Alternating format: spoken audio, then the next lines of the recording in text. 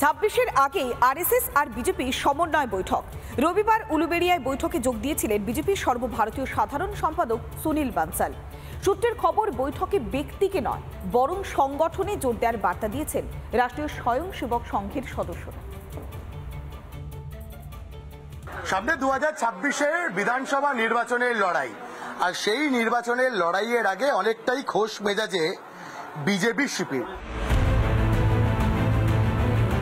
26-এর বিধানসভা নির্বাচনের আর 1 বছর বাকি। হাতে সময় থাকতেই তৃণমূলের সঙ্গে চোখে চোখ রেখে লড়াই করতে ময়দানে আরএসএস বিজেপি। দুদিনের বৈঠকে রবিবার উলুবেড়িয়াতে 26-এর ভোটের রণকৌশল নিয়ে আলোচনা। কি নিয়ে আলোচনা হলো বৈঠকে? সূত্রের খবর, সমন্বয় বৈঠকে ব্যক্তির থেকে দলের গুরুত্বে জোর দেওয়া হয়েছে। বৃহত্তর হিন্দু ঐক্যকে আরো মজবুত করে তুলতে হবে, এই বার্তা বারংবার দেওয়া হয়েছে বিভিন্ন মহল থেকে। আর সেই বৃহত্তর হিন্দু ঐক্যকে কি করে একেবারে ঠাস বুনট করে তোলা যায়, সেই বিষয়ে নিয়েও আলোচনা হলো বঙ্গ বিজেপির শীর্ষ নেতৃত্বের একটা বড় অংশের মধ্যে। পাখির চোখ 26-এর ভোট। হাওড়ার উলুবেড়িয়ার বৈঠকে বিজেপি তো ছিলই, সামিল ছিল সংঘের মনোভাবাপন্ন 57টি সংগঠন। বাংলা ছাড়াও ওড়িশার সিকিম, আন্দামান নিকোবর সংঘের নেতৃত্ব যোগ দেন বৈঠকে। দিল্লি বিধানসভা নির্বাচনের আগে ঠিক এভাবেই ময়দানে নেমে পড়েছিল আরএসএস, যার ফলও মিলেছে হাতে নাতে। দিল্লিতে 27 বছর পর আম আদমি পার্টিকে সরিয়ে ক্ষমতায় বিজেপি।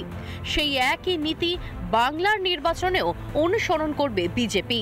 দিল্লির দেখানো পথেই 26-এ তৃণমূলকে টেক্কা দেওয়ার জন্য এখন থেকেই ওয়ার্ম আপ শুরু করলো বিজেপি আরএসএস।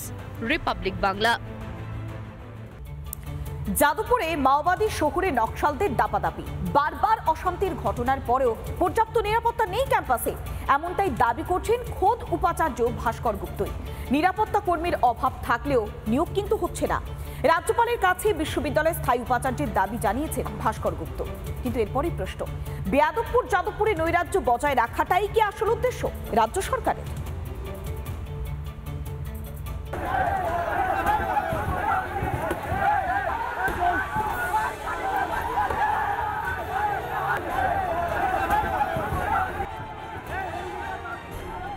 ক্রমশ দেশদ্রোহীদের আখড়ায় পরিণত হচ্ছে যাদবপুর বিশ্ববিদ্যালয়।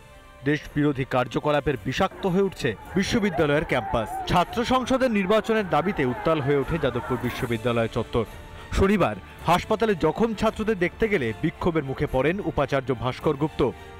এবার উপাচার্যকেই হেনস্থা হতে হলো পড়ুয়াদের হাতে। যারা অসুস্থ হয়ে হাসপাতালে ভর্তি হয়েছিলেন তাদেরকে দেখতে গিয়েই হেনস্থার মুখে পড়লেন ভাস্কর গুপ্ত উপাচার্য। তাদেরকে যখন উপাচার্য দেখতে যান তখন বেশ কয়েকজন পড়ুয়া তার উপর চড়াও হয় বলে অভিযোগ করেছেন উপাচার্য ভাস্কর গুপ্ত তিনি নিজেই। যাদবপুরে বারবার এমন পরিস্থিতি তৈরি হচ্ছে কেন? যাদবপুর কি নিষিদ্ধপুর? রিপাবলিক বাংলাকে কি জানালেন যাদবপুর বিশ্ববিদ্যালয়ের উপাচার্য, শুনুন। কোন জায়গায় যাচ্ছে আগামীর ভবিষ্যৎ? এইটুকুই বলতে পারি, আমি এই ঘটনায় অত্যন্ত হতাশ। আমি বিশ্ববিদ্যালয়ে এই ধরনের ঘটনা অতীতে ঘটেনি। আমি খুব দুঃখিত এবং খুব হতাশ। আমার যদি 50% নিরাপত্তা রক্ষী না থাকে এবং পারছি না তাদেরকে দিই, তার কারণ হচ্ছে আমি আমার শূন্য পদে নিয়োগ করতে পারছি না। স্থায়ী উপাচার্য না থাকলে কোনো শূন্য পদে নিয়োগ করা সম্ভব নয়। পরিস্থিতিটা খুবই উদ্বেগজনক অবস্থায় দাঁড়িয়ে রয়েছে। হোস্টেলে পড়ুয়া মৃত্যু থেকে ক্যাম্পাসে অশান্তি, মারপিটের ঘটনা বারবার সামনে এসেছে। যাদবপুর বিশ্ববিদ্যালয়ে ভয়াবহ অরাজকতা ও নৈরাজ্য এতদিনেও শুধরানোর চেষ্টাই করেনি রাজ্যের শিক্ষা দপ্তর। এদেরও যে বাড়বাড়ন্তটা এখন হচ্ছে, এটা করার সাহস পাচ্ছে, এটা পাচ্ছে তৃণমূল কংগ্রেস। রাজ্য সরকার ব্যবস্থা নিক, আইন শৃঙ্খলা তো রাজ্যের ব্যবস্থা। পশ্চিমবঙ্গের বিভিন্ন জায়গায় ভারত বিরোধী কার্যকলাপ চলছে, তো সেখানে তো সরকার কোনো ব্যবস্থা নিচ্ছে না। তো এইসবই তো পশ্চিমবঙ্গে চলছে। যাদবপুর জনগণের করের টাকায় চলা একটা শিক্ষা প্রতিষ্ঠান। দিনের পর দিন সেখানে মাওবাদী, নেশাখোর, নৈরাজ্যবাদী দুষ্কৃতীদের দাপট কি বরদাস্ত করা যায়? এতগুলো ঘটনার পরও ক্যাম্পাস জুড়ে সিসি ক্যামেরা বসায়নি কর্তৃপক্ষ। আর কতদিন বেয়াদবপুর হয়ে থাকবে যাদবপুর? রিপাবলিক বাংলা।